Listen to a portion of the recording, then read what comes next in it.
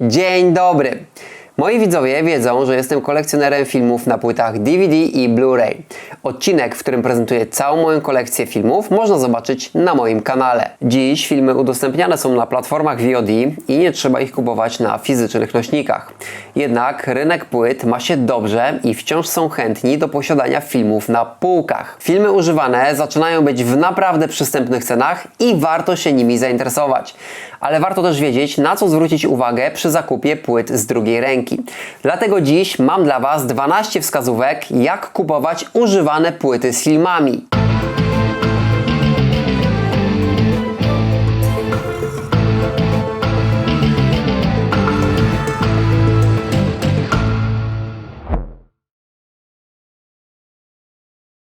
Dobry handlarz to taki, który był kolekcjonerem i teraz sprzedaje swoją kolekcję.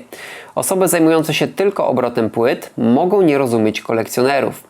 Mogą mieć jedynie pewne wyobrażenie o potrzebach i wymaganiach kolekcjonerów. Tutaj uwaga dla sprzedawców. Rodzaj pudełka może mieć znaczenie. Kolekcjoner patrzy, czy film jest wydany w standardowym DVD boxie, czy w wersji slim takiego boxu. Slimy nie są tak uznawane przez kolekcjonerów jak standardowe DVD boxy. Podobnie jest z filmami w wydaniu książkowym. Mają one pudełka przypominające książkę. Te wydania nie cieszą się dużą popularnością wśród kolekcjonerów. Może z uwagi na to, że są to książki z załączoną płytą, a nie pełnoprawnie wydane filmy. Są jeszcze koperty kartonikowe, które właściwie w ogóle nie są brane pod uwagę przez kolekcjonerów. Uważajcie szczególnie na zdjęcia filmów na aukcjach. Mogą być one zrobione pod takim kątem, że nie będzie widać, czy to DVD box, czy slim, lub nawet kartonik. Warto wtedy zapytać sprzedawcę. Niektórzy sprzedający nie rozumieją, że kolekcjoner musi być świadomy, w jakim opakowaniu kupuje film. Nawet cena może być znacząco różna za poszczególne wydania. Mi zdarzyło się, że dostałem od sprzedawcy DVD box slim, pomimo że w aukcji napisał, że jest to DVD box. Potem nawet nie dał sobie wytłumaczyć, że jest ogromna różnica między tymi pudełkami. Także różnica w cenie. Niektórzy kolekcjonerzy kochają snapery. To takie kartonikowe pudełka z elementami plastiku. Mówi się, że snapery to pierwsze DVD, jakie pojawiły się w Polsce. Są narażone na zniszczenia, ale też fajnie prezentują się na półce. Spotkać można te same filmy wydane w DVD boxie i w snaperze, a kolekcjoner dobrze wie, jakiej wersji szuka. Różnica może być nawet w języku okładki. Są filmy wydane z oryginalną okładką oraz z okładką przetłumaczoną na język ojczysty, a płyta w środku może być taka sama w obydwu przypadkach. Handlarz nie zrozumie tego, że jest ogromna różnica w tych wydaniach. Kolekcjoner, który sprzedaje swoją kolekcję, będzie o tym wiedział. Zdarza się, że pudełka są umieszczone jeszcze w dodatkowym opakowaniu. Sprzedawca może pokazać Wam tylko to zewnętrzne pudełko, jednak w środku mogą być różne wydania filmów. Tak jest z Terminatorem 2 w metalowym pudełku w wydaniu z Wielkiej Brytanii. W środku zdarzają się różne okładki pudełka. Dla pewności warto poprosić sprzedawcę o dodatkowe zdjęcie pudełka w środku. Reasumując, bardzo ważne jest, byście uświadomili sobie, jakich pudełek nie chcecie na swojej półce, a jakie chcecie. A sprzedawcom mam do powiedzenia jedno. Kolekcjonerowi nie zależy jedynie na danym filmie, zależy mu również na odpowiednim wydaniu tego filmu. Jeśli szukasz jakiegoś filmu i jest on rzadki, to zastosuj pewną zasadę, by obniżyć jego cenę. A ceny rzadkich filmów DVD potrafią sięgać nawet kilkaset złotych. Tak, filmów DVD. Co można więc zrobić, by zdobyć takie wydanie taniej? Jeżeli znajdziesz swój film u jakiegoś handlarza i ma on cenę, przykładowo 100 zł, to zanim go kupisz, zrób jedną rzecz. Sprawdź inne filmy, które ma w ofercie. Dlaczego? Bo jak kupisz więcej, to masz prawo otrzymać niższą cenę za ten rzadki film. Mi w takim przypadku udawało się uzyskać cenę nawet o 50% niższą. Oczywiście nie kupujcie na siłę, ale jeżeli zbieracie filmy, to na pewno w jego ofercie znajdziecie jeszcze coś dla siebie. Weźcie filmy tańsze, ale weźcie większą ilość, na przykład 10 sztuk.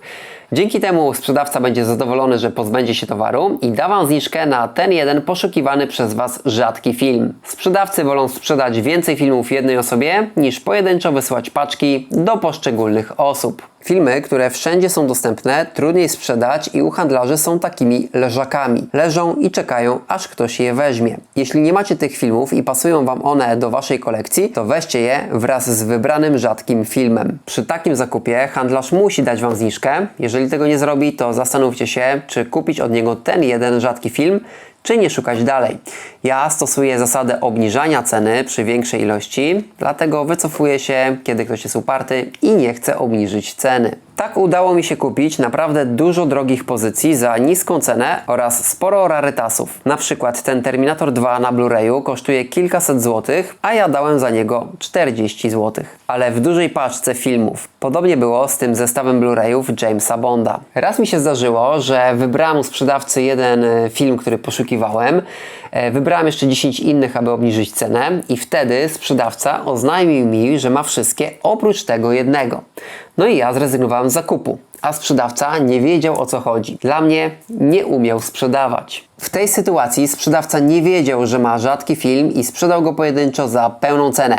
Gdyby sprzedał go wraz z innymi wieloma filmami, to zarobiłby o wiele więcej. Tak więc mała uwaga do sprzedających i kupujących. W pakiecie musi być taniej. Jeśli jesteście kolekcjonerami dłuższy czas, to śledzicie aukcje, na pewno jesteście na różnych grupach na Facebooku i patrzycie, kto co sprzedaje. I tutaj powiem, że warto śledzić różne źródła dostępu do używanych filmów, ale również warto zaprzyjaźnić się z jednym wartościowym sprzedawcą. Co zyskujemy, kupując od jednej osoby? Rabat. Coś, co wszyscy lubimy. Na takiej relacji zyskują obie strony. Sprzedawca, bo nie musi wystawiać filmów na aukcjach, a przy dużej ilości może to być bardzo męczące. No i nie musi wysyłać każdego filmu oddzielnie. Zyskuje także kupujący, czyli Wy, bo dostajecie duże zniżki sięgające niekiedy 50%. Wystarczy, że raz na jakiś czas kupicie coś od takiej osoby. Ponadto taki sprzedawca będzie z Wami fair. Jeśli okaże się, że film jest uszkodzony, to przyjmie zwrot albo wymieni Wam na inny. Nie będzie mu zależało tracić kontaktu przez jeden wadliwy film. A sprzedawca, który kiedyś był kolekcjonerem, ucieszy się, że jego filmy, które kiedyś miał w kolekcji, trafiają w dobre ręce nowego kolekcjonera. To ważne w erze filmów VOD. Kolekcjonerzy szanują filmy na płytach i nie chcą, by trafiły w nieodpowiednie ręce. To coś w rodzaju kultu. Jeśli sprzedawca nie chce Wam dawać zniżek, to znaczy, że macie złego dealera. Pamiętajcie, że taka relacja musi opierać się na kompromisie obydwu stron. Jednak nie pozostawiajcie uzależnieni od jednego sprzedawcy. Pamiętajcie, że są różne źródła zdobywania używanych filmów i czasem możecie kupić płyty dużo taniej niż u Waszego dealera. Ponadto kupowanie od jednej osoby niszczy ideę kolekcjonowania. Całe piękno jest w szukaniu filmów, w szukaniu okazji i nie odbierajcie sobie tego piękna. A jak powinna wyglądać wysyłka płyt? Płyty w pudełku potrafią podczas transportu wysunąć się, przez co będą latać i obijać się wewnątrz pudełka. Może to spowodować rysy na płycie, dlatego dobrym zwyczajem jest wkładanie kawałka folii czy papieru do środka pudełka. Tutaj trzeba powiedzieć, że porysować płytę Blu-ray jest trudniej niż płytę DVD. Jednak ja bardzo cenię sprzedawców dbających o zabezpieczenie płyty wewnątrz pudełka. Jak już jesteśmy przy transporcie, to warto powiedzieć, że płyta musi być jeszcze zabezpieczona z zewnątrz. Pudełka DVD czy Blu-ray są plastikowe i potrafią pęknąć w podróży. Wrzucanie ich do papierowej koperty może być niebezpieczne, ale koperta z bąbelkami jest już sensowna. Oczywiście w przypadku większej ilości płyt dostajemy je w kartonie, co jest najlepszym rozwiązaniem. Nawet sklepy potrafią zapakować pudełko z filmami w nieodpowiednie opakowanie. Wtedy podczas transportu pudełka płyt mogą się łatwo uszkodzić. Więc nie wstydźcie się porozmawiać ze sprzedawcą o opakowaniu, czy nawet poprosić go o wrzucenie do pudełka kawałka papieru toaletowego.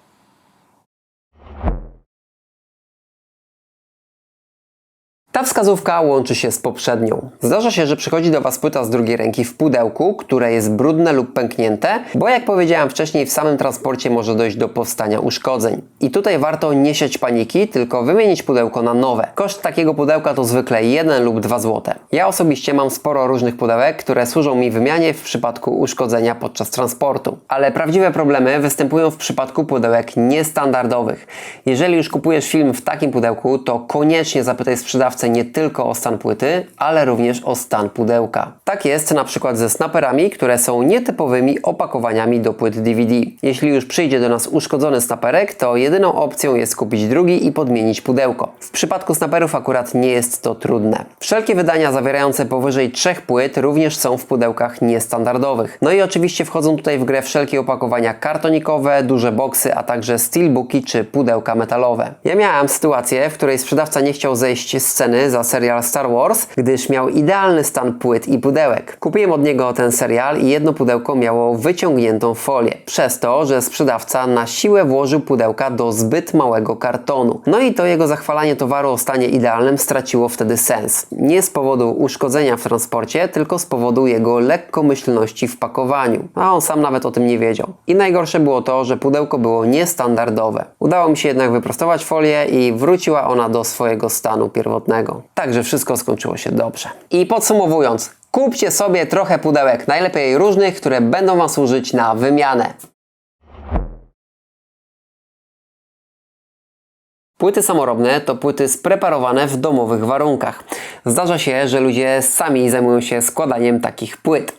Nie jest to powszechne, ale można się z tym spotkać. Ktoś może mieć płytę z gazety, która jest w kartonikowej kopercie. Kupuje pudełko DVD Box, ściąga z internetu okładkę i ją drukuje. Wkłada okładkę i płytę do pudełka i według niego ma pełne wydanie DVD Box, a nie kopertowe. Ja bardzo nie lubię, kiedy sprzedawca nie informuje mnie o takiej praktyce. Oczywiście niektórym może to pasować, ale kolekcjonerzy zazwyczaj szanują oryginalne wydania, no i powinni być informowani, czy film był wydany w kopercie czy DVD Boxie. I tutaj uwaga do sprzedawców. Jeżeli już sprzedajecie taki film, to koniecznie napiszcie o tym w aukcji. Zdarzyło mi się raz, że kupiłem film umieszczony na płycie wraz z oprogramowaniem. Firma wydająca gazetę komputerową dodała płytę z oprogramowaniem i na niej nagrała jeszcze film w formacie DVD wideo do obejrzenia. To nie jest pełne wydanie filmu. Film jest tutaj dodatkiem do płyty z oprogramowaniem. Taki film nie trafił do mojej kolekcji, bo nie jest pełnoprawnym wydaniem filmowym, ale sprzedawca mnie o takim wydaniu nie poinformował. Są też sytuacje, kiedy ktoś składa filmy z kilku egzemplarzy. Najczęściej dzieje się tak w przypadku filmów Blu-ray niewydanych w Polsce. Osoba kupuje film Blu-ray, na którym nie ma ani napisów, ani lektora polskiego, oraz film DVD z polskim lektorem. Wówczas ściąga z niego polskiego lektora i dogrywa go do wydania Blu-ray. Drukuje nową okładkę, a nawet umieszcza nadruk na płycie. Całość wygląda jak oryginalna płyta, ale taką nie jest. Oczywiście niektórym osobom mogą pasować takie rozwiązania, bo wiele filmów nie ukazało się z polskim lektorem, ale pamiętajcie, że nie są to oryginalne wydania i dla większości kolekcjonerów nie będą takie płyty akceptowane. Ja na przykład w takim wypadku wolałbym mieć już dwie płyty, wersję niepolską Blu-ray i wersję polską DVD. A więc bądźcie świadomi, że na rynku wtórnym filmów istnieją składaki. Może się zdarzyć, że kupiliście film i przyszedł do Was bez książeczki, wkładki czy dodatkowego kartonika. I sami sprzedawcy mogą nawet nie być świadomi, że coś takiego powinno być dołączone. Mi zdarzyło się, że kupiłem film w steelbooku i nie dostałem do niego kartonika, na którym są wszelkie informacje o płycie. Niektórzy takie papierki wyrzucają, ja jednak muszę je mieć. Raz sprzedawca miał ten papierek, a kiedy wpłaciłem mu pieniądze, zauważył, że gdzieś go zgubił i musiał mi zwrócić kasę. No bo mu oznajmiłem, że w takim wypadku nie wezmę od niego filmu. Oczywiście nie wszyscy muszą mieć potrzebę posiadania tego kartonika.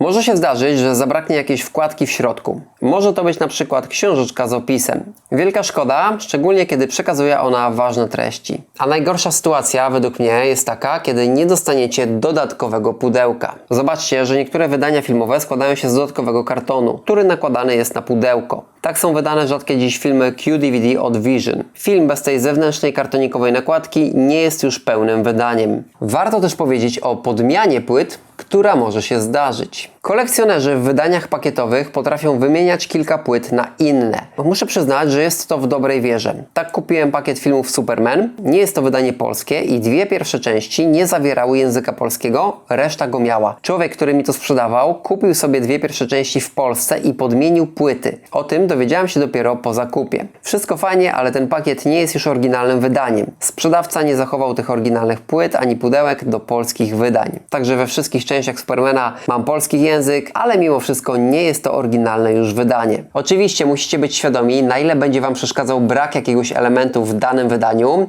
Ja staram się zbierać kompletne wydania, ale no też mam świadomość, że w przypadku płyt używanych no trzeba założyć, że czasami jakiś element może gdzieś tam zaginąć i możemy go nie otrzymać. Pamiętaj, że dziś używane filmy potrafią być drogie. Dużo droższe niż wtedy, kiedy były nowe. Nowy film mógł kosztować kilkadziesiąt złotych, zaś ten sam film już na rynku wtórnym może kosztować nawet kilkaset złotych. Dlaczego? Po pierwsze, film miał mały nakład. No po prostu nie możemy go już nigdzie kupić. Po drugie, film jest albo kultowy, albo po prostu dobry, który warto mieć. Dla przykładu, cena nowego Blu-raya Terminatora 2 w polskim wydaniu wynosiła kilkadziesiąt złotych. Dziś za używany ludzie chcą od 400 do 600 złotych, a wydanie nie jest dobre. Nie zawiera wersji rozszerzonej filmu i obraz nie jest poprawiony cyfrowo. A jednak jest to jedyny Blu-ray z polskim lektorem, więc trzyma swoją zaskakującą cenę. No i są kolekcjonerzy ceniący oryginalny, niezrekonstruowany cyfrowo obraz. Czasami uda się taki film zdobyć taniej, w komisie, na bazarze, albo po prostu od ludzi nieznających rynku kolekcjonerskiego lub po prostu uważając takie kosmiczne ceny za beznadziejne. Jednak pamiętajcie o jednym, jeśli szukacie długo takiego filmu i jest on drogi, ale znajdziecie go taniej, to weźcie go. Ja się tak parę razy naciąłem, myślałem, że jeszcze taniej znajdę, no a potem żałowałem, bo było tylko drożej. A jeśli taki film jest w wydaniu DVD, to sprawdźcie, czy przypadkiem nie wyszedł na Blu-rayu. Ja kupiłem tak Ostatnie Tango w Paryżu na DVD.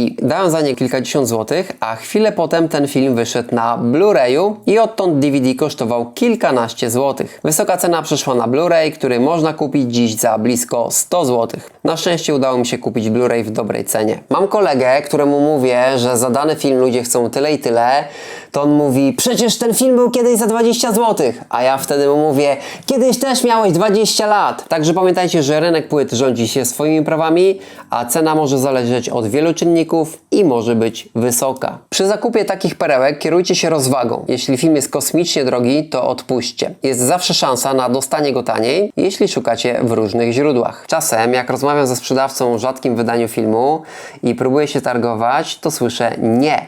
No bo przecież ten film na aukcjach stoi za tyle i tyle. No właśnie. Stoi. Ja zawsze powtarzam, że lepiej film sprzedać trochę taniej niż trzymać go na aukcji.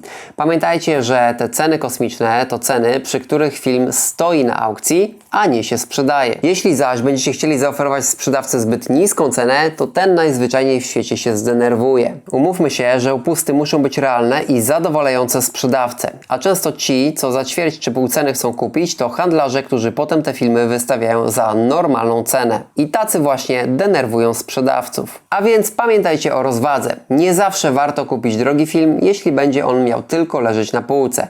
Ale jeżeli macie do niego sentyment lub macie sentyment do lektora, którego zawiera, to warto już pomyśleć o jego zakupie, nawet jeżeli jest drogi. Uważajcie na steelbooki czy pudełka metalowe, bo one są narażone na naprawdę duże uszkodzenia. Ich posiadacze mogą nie dbać o nie, przez co pudełka będą porysowane. Parę rys zawsze może być na płytach z drugiej ręki. Musimy się z tym liczyć, ale zdarzyć się może, że fragment farby jest wydrapany albo pudełko jest wgięte. Te pudełka mają to do siebie, że odgięcie ich z powrotem nie przywróci już boksowi swojego kształtu. I często takie pudełko może się już nie domykać. Steelbooki są ładne, robią wrażenie, ale wymagają większej dbałości. Także kupując płyty w steelbooku, pamiętajcie, żeby zapytać nie tylko o stan płyty, ale również o stan pudełka. I poproście o bardzo dobre zapakowanie.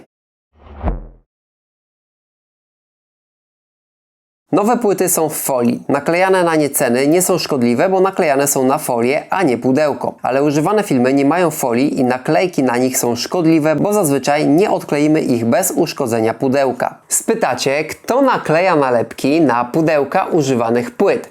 Komisy, sklepy sprzedające płyty z drugiej ręki. I jest to bardzo zła praktyka. O ile plastikowy DVD box możemy wymienić, o tyle snapera czy kartonikowego pudełka już nie podmienimy. Wtedy pozostaje nam zerwać nalepkę, ale to jest trudne, by nie uszkodzić pudełka. Jaką radę mam w tym przypadku dla Was? Udostępnijcie mój materiał na Waszych tablicach, być może on dotrze do odpowiednich osób, które zmienią swoje praktyki. Pęknięcia na płytach zdarzają się rzadko, ale jednak się zdarzają.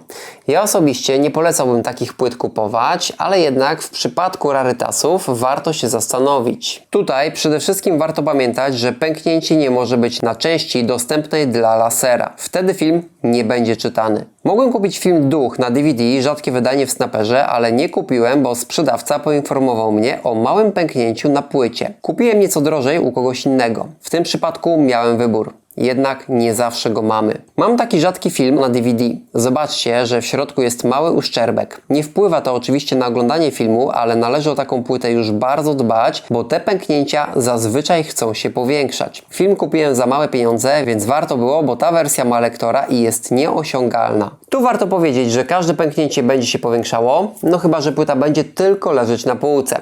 Dlatego macie prawo do naprawdę, myślę, dużej zniżki, a jeżeli takiej nie dostaniecie za taką uszkodzoną płytę, no to po prostu odpuśćcie.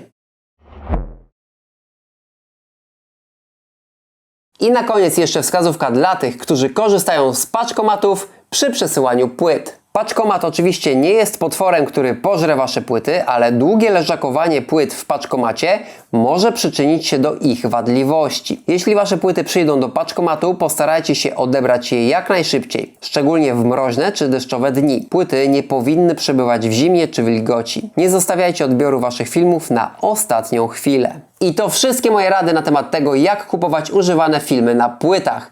Jeżeli o czymś zapomniałem lub Wy macie jakieś wskazówki, to napiszcie w komentarzu o nich. Dzielmy się takimi rzeczami, aby wydawać na filmy jak najmniej pieniędzy. Jeżeli mieliście jakieś przygody, nietypowe sytuacje w związku z zakupem filmów, to również podzielcie się nimi w komentarzu. A ja chciałem Wam jeszcze powiedzieć na koniec, że wraca konkurs, w którym możecie wygrać filmy na płycie DVD lub Blu-ray. Przy każdym odcinku, słuchajcie, wstawiajcie komentarze.